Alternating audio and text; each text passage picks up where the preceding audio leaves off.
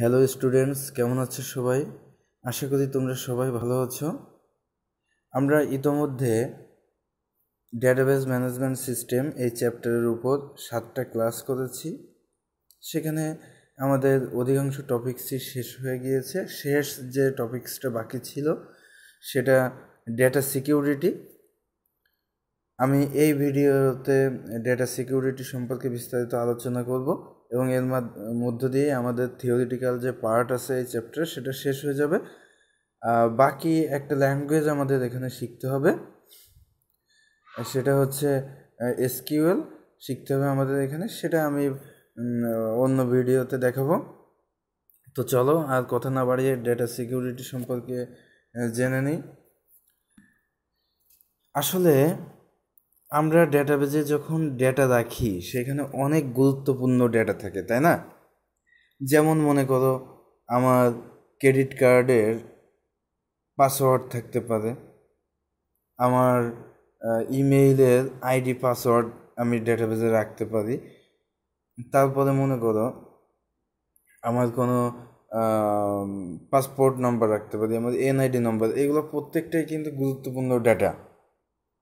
এখন সেই গুরুত্বপূর্ণ ডেটা যদি কোনো ব্যক্তি ওই ডেটাবেস থেকে চুরি করতে পারে তাহলে কিন্তু ডেটাবেস তৈরি করার যে উদ্দেশ্য আমাদের সেই উদ্দেশ্য সফল হলো না, তাই না? এই জন্য ডেটাবেস সিকিউরিটি খুবই গুরুত্বপূর্ণ একটা ইস্যু।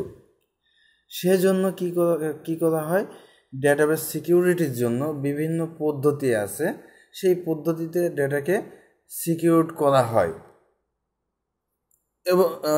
এবং অনেক সময় এমন হয় যে আমরা ইন্টারনেট ব্যবহার করে কিন্তু ডেটা এক জায়গা থেকে আর এক জায়গায় পাঠিয়ে থাকি। তো সেক্ষেত্রে কি হয়, মধ্যবর্তী কোনো হ্যাকার কিন্তু সেই ডেটাটা চুরি করে নিতে পারে, চুরি করে সে অসৎ উদ্দেশ্যে সেই ডেটাটা ব্যবহার করতে পারে, যার কারণে ডেটা সিকিউরিটি খুবই গুরুত্বপূর্ণ। তো আমরা এই ভিডিওতে এই সিকিউরিটি সম্পর্কে আরও অনেক তথ্যই জানবো। তো প্রথমেই দেখি ডেটা সিকিউরিটি আসলে সংজ্ঞাটা কি।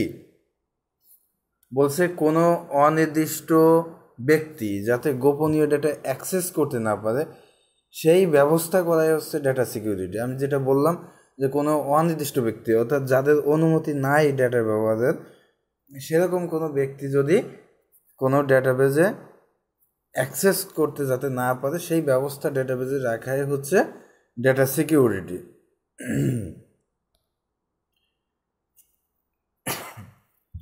এই ডেটা সিকিউরিটি নিশ্চিত করার জন্য ডেটা এনক্রিপশন করা হয়। তো আমরা এখন সেই এনক্রিপশনটা কি সেটা দেখব। আমি যেটা বললাম যে বিভিন্ন পদ্ধতিতে সিকিউরিটি মেনটেন করা হয়, সেটার মধ্যে একটা হচ্ছে কি এনক্রিপশন। তো চলো দেখি সেই এনক্রিপশনটা কি।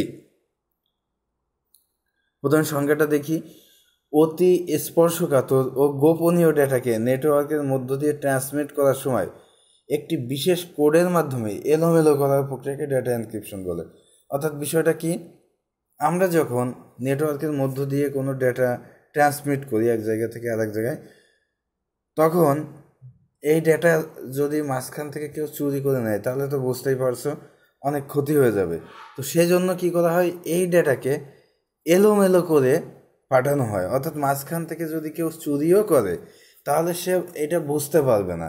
কারণ কি, আমি যে ডেটা পাঠাচ্ছি সে সেটা পাবে না, সে পাচ্ছে কি এলোমেলো আর একটা ডেটা পাচ্ছে, যেটা দেখে সে আসলে এর ভিতরে কী ডেটা ছিল সেটা বুঝতে পারবে না।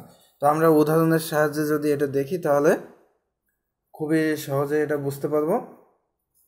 মনে করি মাশরাফি এই ডেটাটাকে আমরা এনক্রিপ্ট করে পাঠাবো নেটওয়ার্কের মধ্য দিয়ে, ঠিক আছে? এই মাশরাফি এই ডেটাটাকে আমরা এনক্রিপ্ট করে নেটওয়ার্কের মধ্য দিয়ে পাঠাবো। এখন আমরা যদি সিজার কোডের মাধ্যমে এটাকে এনক্রিপ্ট করি তাহলে প্রতিটি অক্ষরকে তার পরের অক্ষর দ্বারা প্রতিস্থাপন করে পাঠাতে পারি। ব্যাপারটা কি, আমরা এই মাশরাফিকে পাঠাবো এনক্রিপ্ট করে। তো এই এনক্রিপ্ট করার একটা পদ্ধতি হচ্ছে কি সিজার কোড, সেটা আমরা আরও একটু পরে দেখব। সিজার কোড, তো এই সিজার কোডের মাধ্যমে যদি আমরা এনক্রিপ্ট করি তাহলে আমরা কি করতে পারি, মাশরাফিতে যে শব্দগুলো আছে এই এর প্রতিটা অক্ষরকে আমরা পরের অক্ষর দ্বারা প্রতিস্থাপন করতে পারি। সেটা কেমন দেখি। মাশরাফি এই ডেটাটাকে আমি পাঠাইতে চাচ্ছি এটাকে, তাই তো এটাকে বলা হচ্ছে প্লেন টেক্সট।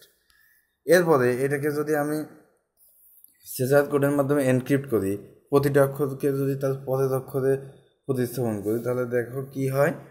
এম এর পরের অক্ষর কি আছে? এন। আমি এমকে প্রতিস্থাপন করবো কি দিয়ে? এন দিয়ে। এর পরের অক্ষর কি হয়? বি। এ কে প্রতিস্থাপন করবো কি দিয়ে? বি দিয়ে। অনুরূপভাবে এস এর পরের অক্ষর কি আছে? টি। এইচ এর পরের অক্ষর কি আছে? আই। আর এর পরের অক্ষর কি আছে? এস। এর পরের অক্ষর বি। এফ এর পরের অক্ষর জি। অনুরূপভাবে আই এর পরের অক্ষর জে। এইভাবে মাশরাফির প্রতিটা অক্ষরকে আমরা কি করব?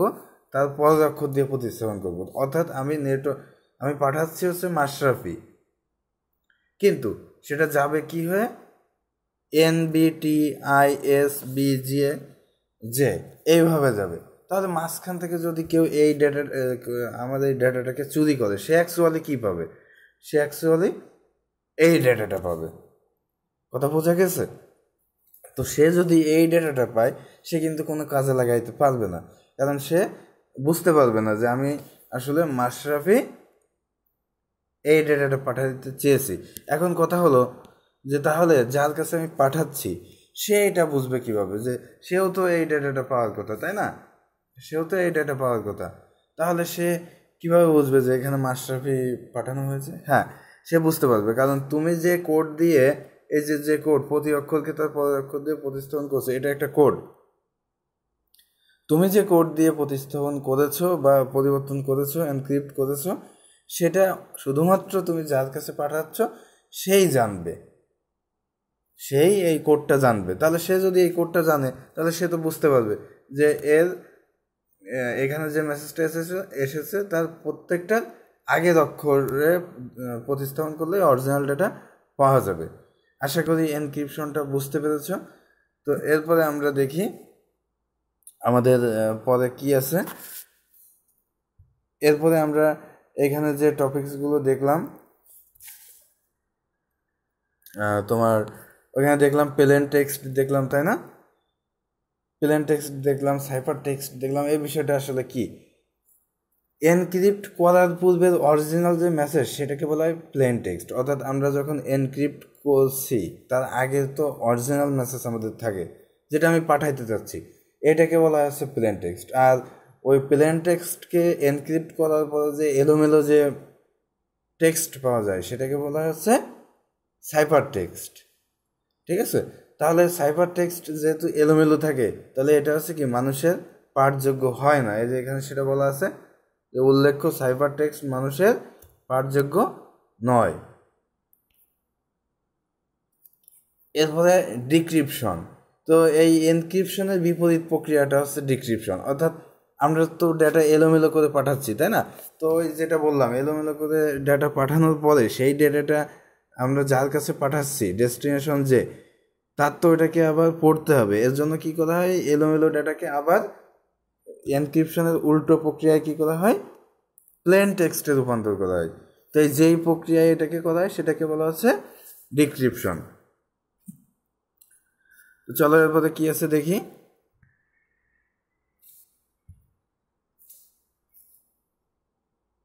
আচ্ছা, আমাদের এই ডেটা এনক্রিপশন সাধারণত দুই ধরনের হয়। একটা হচ্ছে সিমেট্রিক বা গোপন বা প্রাইভেট কি এনক্রিপশন। কি বললাম? সিমেট্রিক বা গোপন বা প্রাইভেট কি এনক্রিপশন। তো এখানে আবার এই কি জিনিসটা কি? এখানে কি জিনিসটা হচ্ছে ওই যে আমরা যে কোড দিয়ে এনক্রিপ্ট করছি বলছি না, যে এনক্রিপ্ট করার সময় একটা কোড লাগে, এই কোডটাকে কি বলা হচ্ছে? তো এই সিমেট্রিক বা গোপন বা প্রাইভেট কি এনক্রিপশনে একই ধরনের কোড দ্বারা এনক্রিপশন এবং ডিক্রিপশন করা হয়। অর্থাৎ যে কোড দিয়ে আমি এনক্রিপ্ট করব ঠিক সেই কোড দিয়েই আবার কি করব? ডিক্রিপ্ট করব। ঠিক আছে? তাহলে এই ক্ষেত্রে কিন্তু তাহলে তোমার ওই যে কোডটা, এই কোডটা খুবই গোপনীয়, কারণ তুমি যার কাছে পাঠাচ্ছ ডেটা শুধুমাত্র সে ছাড়া আর বাকি কেউ কিন্তু যদি এটা জেনে যায় তাহলে তোমার ডাটার সিকিউরিটি থাকছে না। বিষয়টা তো বোঝা গেল নাকি, যে আমার সিমেট্রিক এনক্রিপশনে একটা কোডের মাধ্যমে আমি এনক্রিপ্ট করব, যে কোড দিয়ে ডিক্রিপ্ট করার সময়ও আমার সেই কোডই ব্যবহার করতে হবে। তাহলে যদি তাই হয় তাহলে আমার কিন্তু আমি যার কাছে ডাটা পাঠাচ্ছি শুধুমাত্র সে ছাড়া অন্য কেউ কিন্তু এটা এই কিটাকে অ্যাক্সেস করতে পারবে না। যদি করে তাহলে কিন্তু ডাটা সিকিউরিটি থাকলো না। এই বিষয়টা বোঝা গেছে। এরপরে আছে অ্যাসিমেট্রিক বা পাবলিক কি এনক্রিপশন। এই ধরনের এনক্রিপশনে এনক্রিপ্ট এবং ডিক্রিপ্ট এর জন্য ভিন্ন ভিন্ন কি ব্যবহৃত হয়, অর্থাৎ এনক্রিপ্ট করার সময় একটা কোড ব্যবহৃত হয় আর ডিক্রিপ্ট করার সময় আর একটা কোড ব্যবহৃত হয়। তো এখানে কথা হচ্ছে এখানে এটাকে পাবলিক কি বলা হচ্ছে কেন? পাবলিক কি বলা হচ্ছে এর কারণ হচ্ছে এখানে যে দুইটা কি এনক্রিপ্ট করার জন্য একটা কি ব্যবহার করা হয় সেটাকে বলা হচ্ছে প্রাইভেট কি, আর ডিক্রিপ্ট করার জন্য যে কোড ব্যবহার করা হয় সেটাকে বলা হচ্ছে পাবলিক কি। এনক্রিপ্ট করার জন্য হচ্ছে পাবলিক কি আর ডিক্রিপ্ট করার জন্য হচ্ছে প্রাইভেট কি। তো এই এনক্রিপ্ট করার জন্য যে কোড সেটা কিন্তু উন্মুক্ত থাকে, যে কেউ এটা অ্যাক্সেস করতে পারে।